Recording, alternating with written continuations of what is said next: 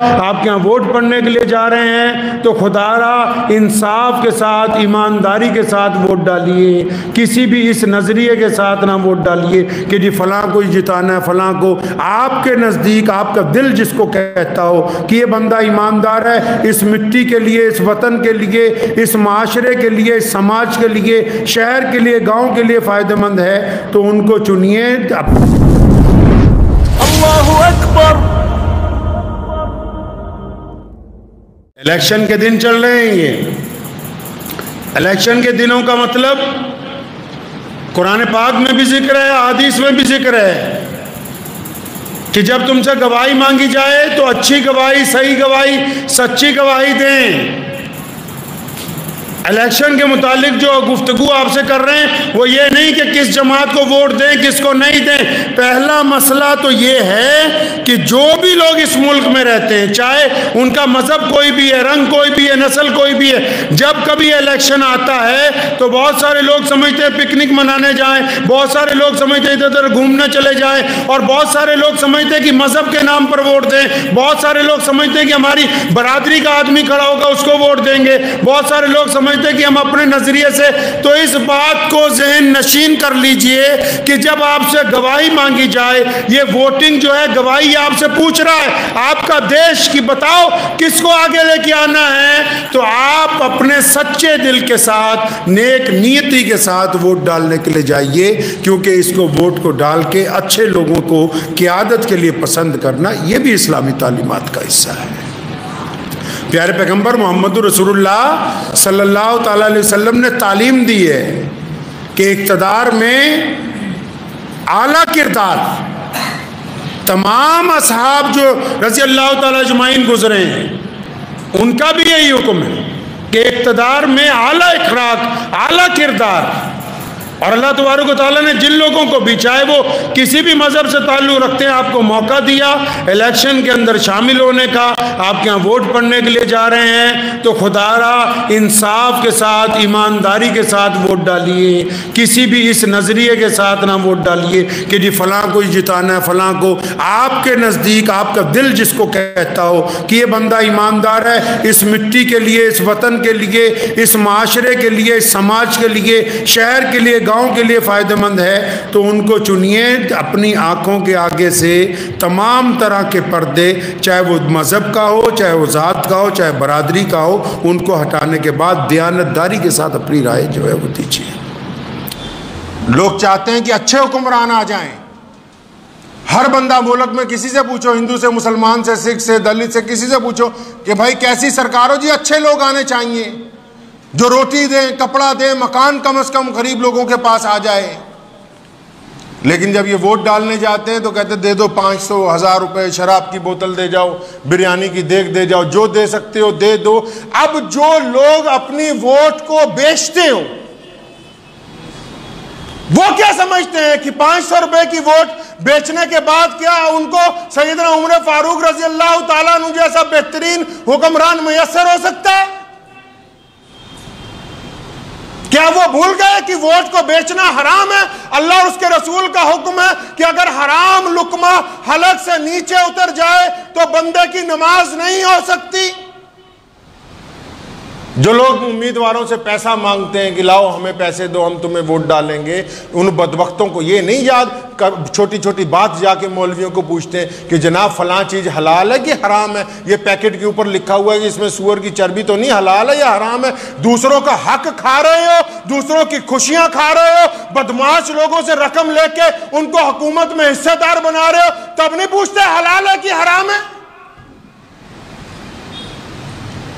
वो लोग कामयाब नहीं हो सकते कभी। जिनका नजरिया सिर्फ हुकूमत करना हो वो कामयाब नहीं हो सकते। जिनका नजरिया लोगों के दिलों को जीतना होगा, और उन लोगों को अच्छे हुक्मरान मिलेंगे जो बजाते खुद ये चाहते हैं कि हम बेईमान नहीं बनना चाहते। जो लोग खुद अपनी वोट को बेचना चाहते हैं शराब की बोतल के लिए, बिरयानी की देगों के लिए, कौरमे की दावतों के लिए, तो इनके मुकद्दर में 5 साल के लिए वो जूतियां ही लिखी हैं जो वो पहन के आ रहा, बाद में इनके मारेगा। जो ये समझते हो कि फलां अच्छा आदमी है लेकिन ये मेरे मजहब का नहीं, फलां अच्छा आदमी उम्मीदवार खड़ा है लेकिन ये मेरी बरादरी का नहीं है, मैं इसको वोट नहीं डालूंगा, इनसे बड़ा बेईमान कोई दूसरा रुए जमीन पर हो ही नहीं सकता है। हुकूमत के दफ्तरों में काम करवाने जाते हो तो अब चाहते हो कि हमारे साथ तफरकेबाजी ना हो, और जब वोट डालने जाएं तो ये सोचे कि हम तफरकेबाजी के साथ वोट डालेंगे। काम जब करवाना चाहते हैं तब चाहते हैं कि हमें एक नजर से देखा जाए, और जब हुकूमत चुननी है, अच्छे लोगों को चुन के आगे लाना है, तब कहते हैं नहीं जी हम तो पहले अपनी जात देखेंगे, अपनी बरादरी देखेंगे। तो फिर इस बात का रोना क्यों है कि अच्छे हुक्मरान मयसर नहीं है? जैसा आप गुड़ डाल रहे हैं वैसा ही मीठा मयसर हो रहा है। मैंने देखा है, क्योंकि मैं मजहबी लीडर के साथ साथ सियासी आदमी भी हूँ। मैंने अच्छे अच्छे लोगों को, मेरी एक दफ़ा दिल्ली में ड्यूटी लग गई इलेक्शन में, एक हल्के का इंचार्ज बना दिया उन्होंने। अच्छे अच्छे लोग, गैर मुस्लिम अफराद भी, मुसलमान की बिरयानी की दावतें हो जाएं, कोरमा हो जाए, गैर मुस्लिम हजरात कि बेहतरीन शराब जो है वो हमारे घर पर पहुंची नहीं अभी तक, तो हम वोट कैसे डालेंगे। मैं अन्ना हज़ारे को भी एक बात कहता था कि भाई जिस मुल्क की आवाम वोट बेचती हो वहां करप्ट लीडरों के खिलाफ क्या, किस नजरिए से आप किसी करप्ट लीडर के खिलाफ धरना लगा सकते हैं? जब उन लीडरों को पार्लियामेंट में पहुंचाने वाले लोग अपनी वोट, पहले वोट को बेचना बंद करना होगा, पहले अपने जमीर की सौदेबाजी बंद करनी होगी, पहले इस बात का ऐद करना होगा कि हमने अपने मुल्क की बका और तरक्की के लिए, हमने अपने वतन की इज्जत के लिए किसी बेईमान को वोट नहीं डालनी, हमने 500-1000 रुपया लेके वोट नहीं डालनी, हमने अपने जमीर की आवाज पर किसी नेक आदमी को मुंतखब करना है। तो अल्लाह तबारक व तआला इसको इज्जतों के अंदर तब्दील कर देगा। जमहूरियत इस्लाम ने सिखाई है। मुसलमानों के दूसरे खलीफा सैयदना उमर फारूक रज़ियल्लाहु ताला अन्हु जब तख्त पर बैठे, रोज़ाना गश्त करने जाते थे, मदीने की एक गली में से घुसे तो एक दरवाज़ा खुला हुआ है मकान का, अंदर एक बुढ़िया बड़ी परेशान बैठी है। अपने खादिम को कहा पूछो क्या बात है। खादिम ने सलाम किया, बुढ़िया कहती भाग जाओ, पहले ही बहुत परेशान हूँ। समझ गए कि कोई बड़ा मसला है, अकेली बूढ़ी अम्मा बैठी है। खुद अंदर गए, सलाम किया, पूछा अम्मा क्या बात है। कहने लगी बेटा आज 5 दिन हो गए घर में खाना नहीं है, बेवा हूं मैं, और मुझे इतना गुस्सा चढ़ा हुआ है अमीरुल मोमिनीन उमर फारूक पर, उसे पता ही नहीं कि मेरे घर में खाना है नहीं। कैसरो किसरा के बड़े बड़े शहजादे लाइन में लगते हैं उसको मिलने के लिए। पूरी दुनिया की हुकूमतों के सफीर मस्जिद नबवी के बाहर खड़े होते हैं कि उमर फारूक की जियारत करनी है, और वो मुसलमानों का बादशाह उस बुढ़िया के सामने खड़ा कांप रहा है। उसने क्या कहा उमर फारूक ने उस बुढ़िया से, अम्मा जी नाराज क्यों होती हो, उमर तो बेचारा बहुत कमजोर आदमी है, उसे पता नहीं ना लगा होगा कि आपके घर में कुछ है नहीं, अगर उसे खबर होती तो आपके पास जरूर पहुंच जाता। अम्मा जी आप इतना नाराज ना हो। उस बुढ़िया ने क्या कहा वो सुनो, जो इस मुल्क के लोगों को सोचना होगा। उस बुढ़िया ने कहा कि सुन, जो बड़ी तारीफ कर रहा है तू उमर की, उसे जाके कह कि अगर लोगों का ध्यान नहीं रख सकता हुकूमत क्यों करता है? अगर आवाम का ध्यान नहीं रख सकता, अगर गुंडागर्दी नहीं बंद कर सकता, अगर कत्लो गारत नहीं बंद कर सकते, अगर अय्याशी बदमाशी के अड्डे नहीं बंद कर सकते, हुकूमत क्यों करते हो फिर? उस औरत ने कहा, बुढ़ी औरत ने, सैयदना उमर, उसको नहीं पता कि अमीरुल मोमिनीन है।